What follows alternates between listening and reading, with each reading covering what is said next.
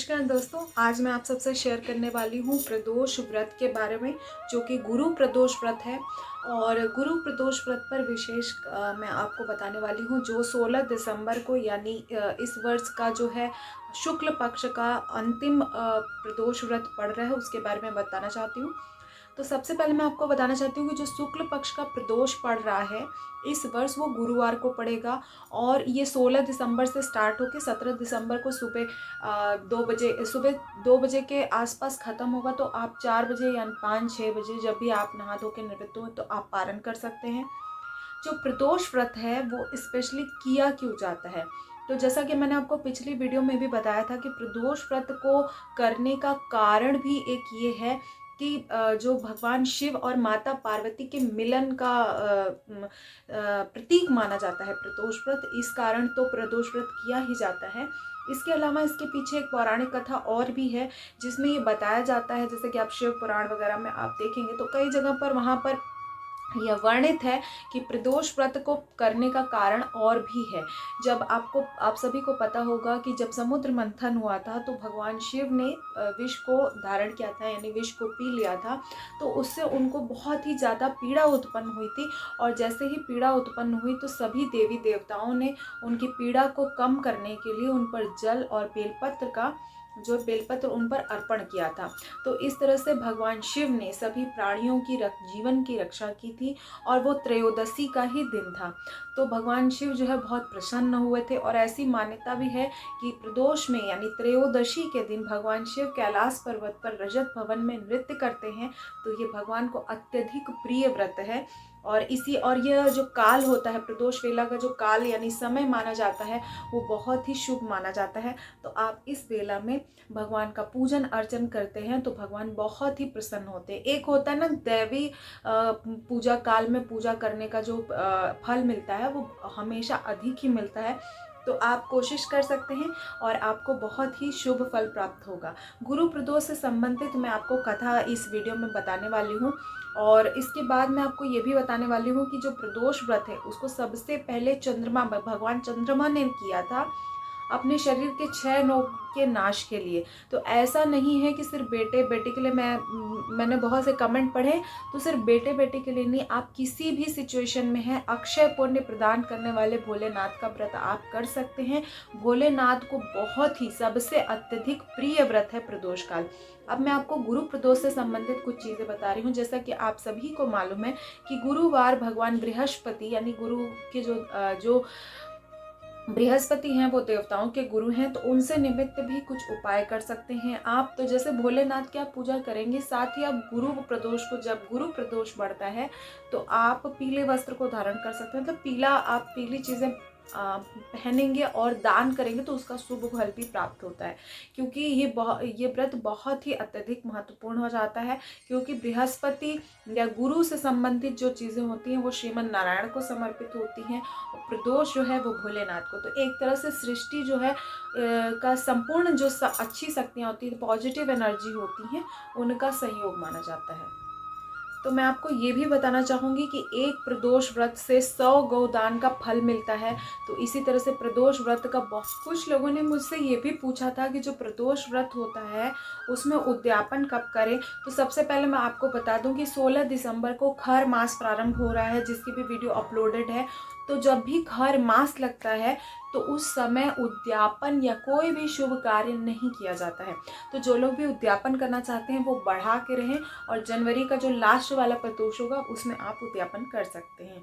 तो अभी हम कथा का श्रवण कर रहे हैं और उम्मीद है आपको कथा अच्छी लगेगी और आपका प्रदोष व्रत मंगलमय हो, शुभमय हो। भगवान आशुतोष आप सभी की मनोकामना पूर्ण करें। और अब आइए सुनते हैं कथा। तो सबसे पहले मैं आप सभी को बता देना चाहती हूँ कि जो गुरु प्रदोष होता है, गुरु प्रदोष व्रत जो है शत्रु के विनाश के लिए रहा जाता है। यानी आप किसी घनघोर ऐसी परिस्थिति में फंसे हुए हों जहाँ से आपको निकलना बहुत मुश्किल हो रहा है, जैसे व्यवसाय में लोगों के साथ होता है, तो आप गुरु प्रदोष व्रत कर सकते हैं। गुरुवार प्रदोष व्रत कथा। तो गुरुवार बृहस्पति देव के पूजन का विधान है। जो कोई बृहस्पतिवार को प्रदोष का व्रत करता है उनकी समस्त विद्याओं की प्राप्ति होती है और इस व्रती को दीर्घायु भी प्राप्त होती। इस दिन पीले पुष्प को पूजन में प्रयोग करना चाहिए और ब्राह्मणों को पीली वस्तुओं का दान करना चाहिए तथा स्वयं पीली वस्तुएं नमक तेल रहित खानी चाहिए और पीले वस्त्र पहनने चाहिए। तो कथा इस प्रकार है। एक नगर में संजय नाम का एक सेठ रहता था और भगवान की कृपा से उसको किसी भी बात की कमी नहीं थी। वो सेठ बड़ा ही दयालु और दानी था, किंतु उसकी पत्नी उसके ठीक विपरीत बहुत ही कंजूस थी। वह भिक्षुक के द्वार से खाली हाथ लौटा देती थी एवं पति के द्वारा दान किए जाने पर अत्यंत क्रोधित होती थी। एक दिन स्वयं बृहस्पति महाराज साधु का वेश में आए और भिक्षा के लिए आवाज़ लगाई। उस दिन सेठानी ने अपना घर लीप रही थी और उसने कहा, महाराज मैं इस समय कार्य में व्यस्त हूँ, अतः आप खाली समय में आए तथा मैं आपको भिक्षा दूंगी।